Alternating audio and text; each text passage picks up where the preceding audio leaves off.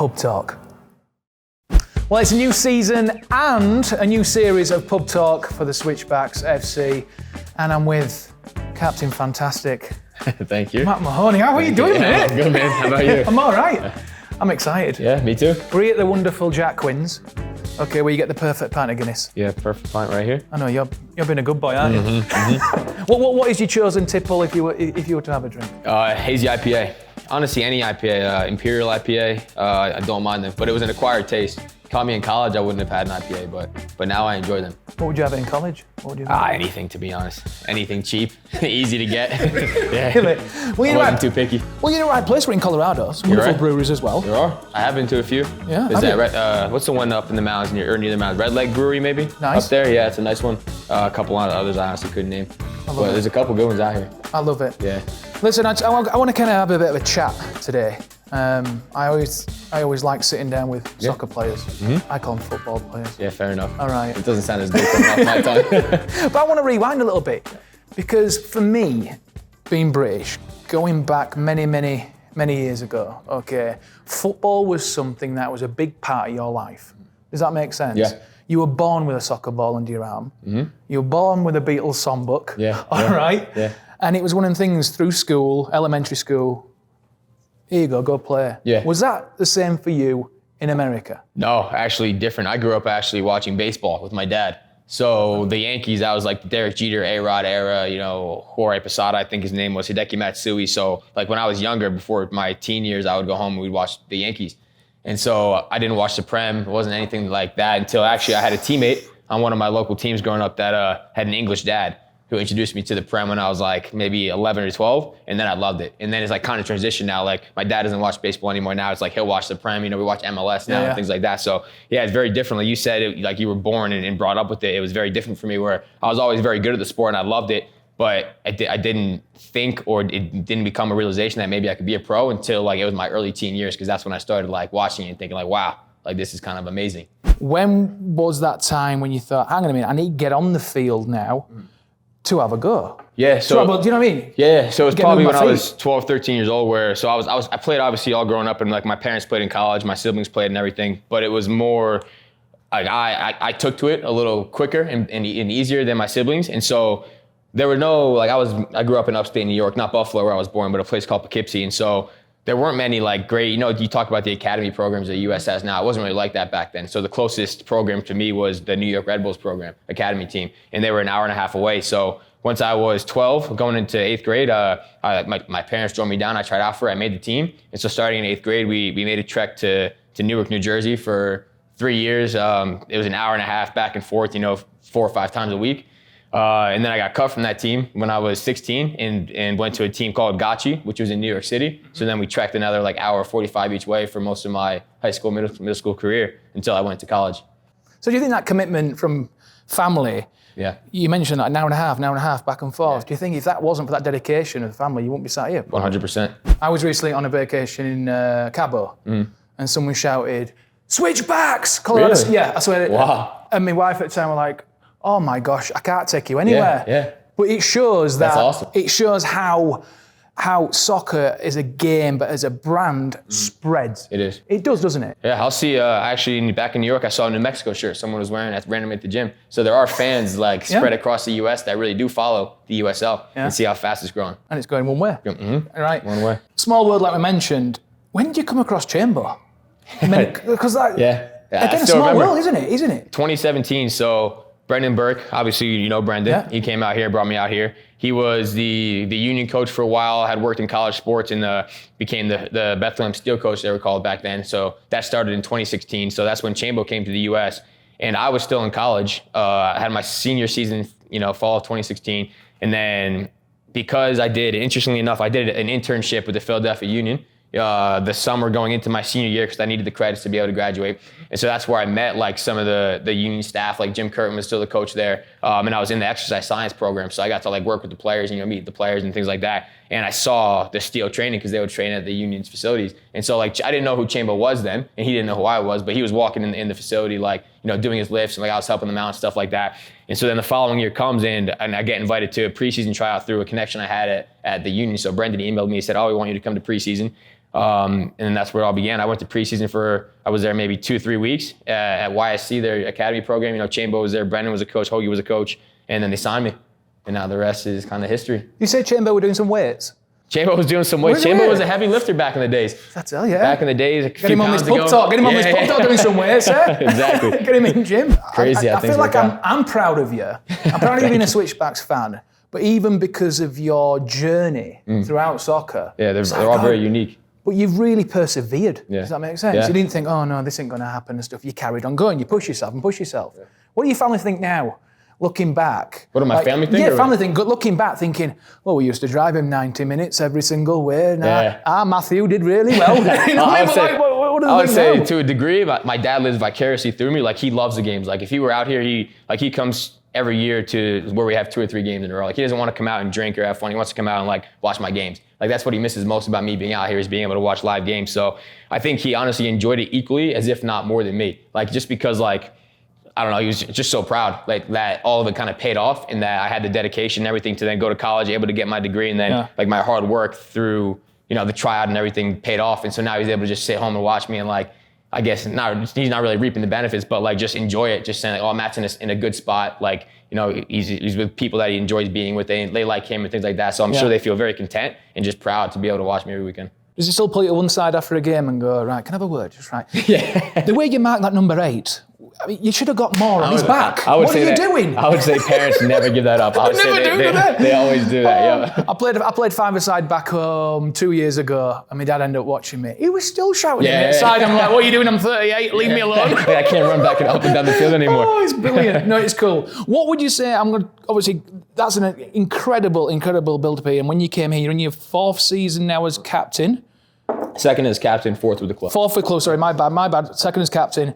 And what would you say has been your biggest development and progression from when you first walked in the door at Widener to now going, obviously, within this new season? Yeah, I think it's just taking on a bigger leadership role now, like kind of being that guy that is going to help the new guys that come into the the stadium. Because now, like, you look at our group a couple years ago, guys like Michi and Haji, like, they were the stars. They were the big guys that were like, okay, we're going to win us games, this and that. But obviously, you lose talents like that. A lot of guys with how the USL is, like, in and out of the building, things like that. So I think for me, it's just being like that steady person that people come in and they know what the Switchbacks are going to be. They know what the culture is, what the environment is going to be. And I'm not the only one. Like, the staff is a major part of that, and like other guys that are the core guys. But I feel it as a responsibility to make sure that everyone feels comfortable and like knows what the Switchbacks is. And so that when people come here, Widener Field is a place that you can ask some of the guys on the team that have played us here before. They hated coming to play us. And so whether it's the altitude, the home atmosphere, things like that, like, that's what we are as the Switchbacks. And so that's what everyone needs to believe. And so I take that on as part of my job to make sure people understand that. I must say as well, you're a solid player. You have this intelligence, you have consistency as well. Natural leader, like I mentioned as well. Is anything, and you can be deadly honest with this, and it's always, because no player is perfect, is there? There's always stuff that you could have a finesse. What would you finesse, obviously, this new season? I think little moments. I think the game that separates, our level from the next level and the next is kind of little moments and turning off, things like that. So anything I could do that tries to eliminate that mistake. Like, I feel, personally in my past, and I've done better at it the past couple of years, is that I'll turn off maybe in one moment. I'll play great, 89 minutes of the game, but then there's that 90th minute where you fall asleep or make a mistake, it punishes you, especially as a defender. So for me, it's just like, we call it box defending, whether it's defending your man in the box or not making that bad pass that puts somebody else at risk. Like, something like that as a leader too, I think, like, helps younger guys that are coming in and just the team in general. All right, I want to wish you congratulations, by the way, because you recently got married. I did. Yes, thank you. How do you feel? Was it the same? The same, honestly. I say it was the best day of my life, hands down. It was just a massive party for about 5 hours, and then woke up the next day and felt the same. Married, but pretty much the same otherwise. Yeah, everyone says that to me. He goes, "What's it like getting married?" I was like, "Well, it's just, we're still a partner. We're still connected. Get a bit of paper. Not too much change. Yeah, exactly. Yeah. Any stories from the wedding? Anything you wanna? No, nothing I'd like to share. No. Oh, come on. Honestly, there was nothing too embarrassing.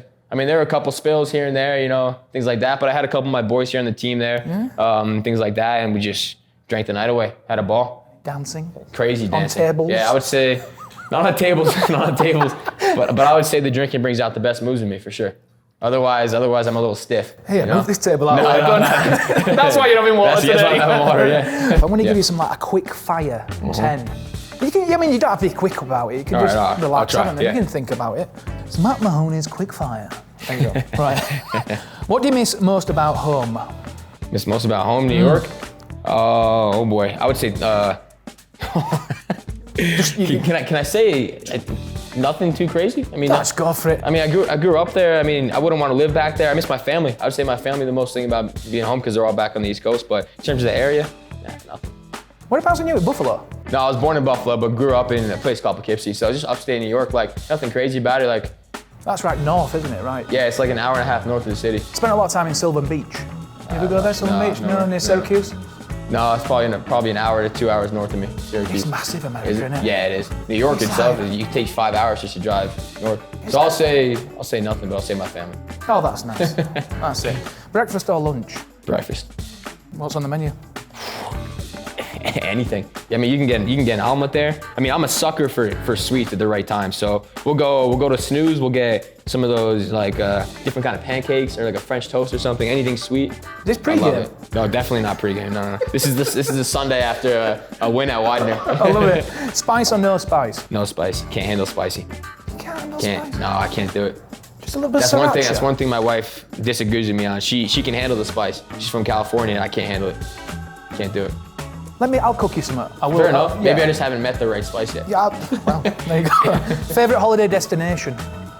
Ooh, a holiday destination. And you know what? I'll help you here. You can either you've been to it or you dream of going to it. How was that? Dream of going to it? I would say anywhere in Europe, to be honest. Because I'll say I haven't explored many places. I've been to Europe twice, but for soccer. I've been to Mexico. Other than that, I have not been to many places outside the U.S. So my wife and I, we want to do a Europe trip. So the plan is to hopefully do that in this offseason. I've got some good connections out there. So good to know. And so is Hoagie, Allen, and Chambo. So might go to Ireland, not make it home with those guys. I didn't say that. No, yeah. Right, if money was no object, where would you like to live? And don't worry about your career and stuff. I'm just like, where would you like to live? I think that San Diego or the Orange County area of California would be a lovely place to live. It is lovely. Yeah, but too bad money is involved because the gas prices there are like $6. So just get an electric car. Yeah, fair enough. Get a bike. Yeah. Day off. Favorite film? Ooh, any of the Marvel movies. To be honest, I'm a big Marvel fan. So you put on any of the Avengers movies, I'll sit there and watch them all day.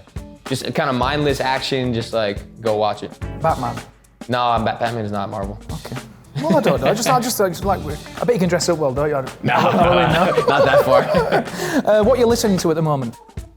Oh, music, podcasts, all that kind of stuff. Just throw some out. Honestly, this is gonna be not a fan favorite, but I'm not a huge music person. Like my favorite music to listen to still is from when I was in like middle school, high school. Like old Kanye West, Akon, Drake back in the day, like Lil Wayne, like back from 2008 to like 2010. That's like the music I enjoy listening to the most. It's kind of crazy. Well, who's a dressing room DJ? You must have a speaker before pumping. Yeah, to be fair, some of the music comes on pretty often because there are bangers from that time frame. But I would say a lot of the new music I like Ed Sheeran. I like Post Malone. Those are the guys I listen to. Drake is always a classic, but I wouldn't say I go seek out a ton of new music very often. Yeah. Okay, all right. Just my personality. Interesting. Yeah. Apart from being a soccer player, what job would you like to do? So I'm big into like health, wellness, exercise science, like fitness. So something along that, whether it's helping young athletes develop like into college athletes, like in the gym or just even after like professional sports things. Like I'm kind of a nerd. Like I know Al kind of likes that stuff too. Just like understanding the body, like trying to get like the best out of it, things like that. I enjoy that. Well, how important is that bringing that into the game now? Like, back in the day, the 90s and stuff, probably 80s and stuff. Yeah. You mentioned someone about even a tracker on your back. Yeah. Or anything like, what are you talking about? Yeah, Analytics. I think it's massive now, and something that I didn't even concern myself with earlier in my career because I mean, being in your early 20s, it doesn't impact you as much as it does now. And obviously now you're thinking longevity in the career. But honestly, just enjoy it. Like I think it started off as a selfish reason. I'm like, if I'm gonna play, I want to know everything that I can do to like make sure I play well and things like that. But now I just enjoy it. But I also enjoy my sweets as well, so I can't knock my sweet. Well, like a dessert, or more like a candy. Yeah. Like catch me on a day off. Like I love crumble. I love nothing but cakes. Yeah. I got a sweet tooth. Do you like custard? Custard? Yeah, I enjoy custard. No, like proper custard. Go ask Hoagie what custard is. It's like ice cream. Custard. No, it's not. It's not. I understand it's a little different. So maybe I haven't had a good custard. Ambrosia custard. Ambrosia, all right. Do you know what I should do on this pub talk? I should bring British sweets and just all sit around there and try that. Fair enough. Right, I've got a couple more for you. Okay. You got 3 people coming round for dinner. Yes. Okay. You can have anyone around that table. Yes. Past or present, it's up to you. Yep. Who would you like around that table? I would go Lionel Messi would be the first one. Oh, you've already met him. Yeah, but we need a translator. You can't understand it. That's true. I would go Johan Cruyff. And I know this is going to be primarily soccer because I think like Getting to do the turn in the kitchen. Getting to do the turn in the kitchen. Yeah. This third one's a tough one. Because again, I'm not into I wouldn't want to meet with a politician or any. I don't really look up to anyone like that. I would say then I'll go Derek Jeter. Then I'm going to stick to sports. There's other 3 people that I think would have different knowledges within the sport that would be, just ridiculous to talk to. Like Messi, it'd be out of this world. Johan Cruyff, I've heard his brain is ridiculous, and then Derek Jeter just to talk about what it's like to be Derek Jeter. But the biggest question is, can you cook? Absolutely not. So who's cooking for you? My wife, thankfully. I can do the basics. Spice. Exactly. I can do the basics if I had to, but if I want anything that is good and healthy, yeah, that's on Chelsea. That's an interesting table. I love it. And last but not least, okay, I love asking this question. Okay, you're on a transatlantic flight. Okay, so you're looking at 8-9 hours when you go to Europe. Yeah. The middle seat's empty. Your wife's treated herself to business. She's left you in economy, all right? But the middle seat's empty. Yeah. Who do you want to sit in that middle seat? Besides you? Just stop it now. No, listen, I'm in business class with your wife. Yeah. Fair enough. So you come in, when you see people walking on it and they're about to, 5 minutes before the doors close, and you see that person coming around that corner, and it's like, oh, they're going to sit next to me. Who would you want that person to be? Probably the smallest person possible, ideally. I'm gonna go good conversationalist. I'll go Chambo. Chambo. I enjoy a good conversation with Chambo, and he's an easy conversationalist. So of all the people in the world, I'm going James Chambers. He's a wonderful, wonderful human being, isn't it? I mean, they're all wonderful at Switchbacks, but I'm saying Chambo is wonderful. How, again, communication is key, isn't it? It is. In soccer as well. What's it been like as a new coach coming in? And having that gel, having that camaraderie in the team. Yeah. What is his skill? What is it? It's just being himself, honestly. Like the first thing he said was, I don't want anybody really calling me coach. Like I identify as Chambo because that's his personality. If people were to call him coach, he thinks it would change who he is. And so he just wants to be himself. He wants to be an open door policy within what he wants to teach, on the field. And so it's just for me, it's interesting because he went from third assistant the first year, second assistant first year, to assistant last year to head coach now. And on top of that, my teammate prior. And it's just I respect him more and more each year because he grows into each role, but he's also still within his same self. He's he can be an intense guy, especially when he was playing. But now it's interesting to see him develop as a head coach and bring that temperament back and kind of just develop. And so it's awesome to see. One thing to finish off, obviously the home game, March 16th. Yeah. It's going to be huge. You get Colorado Springs behind you. It's going to be an awesome, awesome atmosphere. Yeah. Okay, I can't wait. All right. Anything you just want to share with the fans who are watching?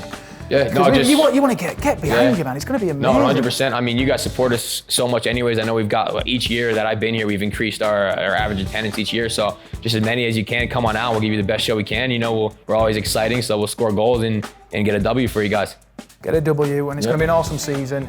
I'm excited. You're definitely excited. I am excited. Can we chin?